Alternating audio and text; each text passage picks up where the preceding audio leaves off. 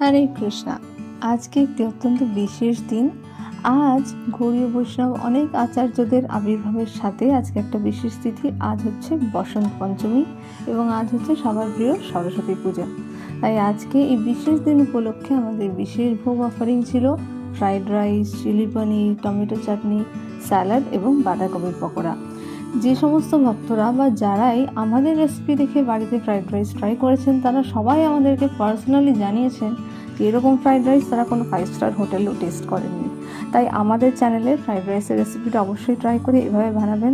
Variety of vegetables এখন শীতকালে available এবং এরকম পকোড়াও কিন্তু এক্সক্লুসিভলি আমাদের চ্যানেলের রেসিপিতেই পাবেন। আর এই চিলি পনিরে আমরা বাঁধাকপিও দিয়েছিলাম, অসাধারণ টেস্ট হয়েছিল, ট্রাস্ট মি। আর স্যালাড তো দেখতে খুব সুন্দর লাগছিল। স্যালাডে ছিল শসা, টমেটো, ধনেপাতা কুচি ও মটরশুঁটি। ফ্রাইড রাইসে আমরা কিন্তু সুইট কর্ন, মটরশুঁটিও দিয়েছি, কাজু কিশমিশও ছিল।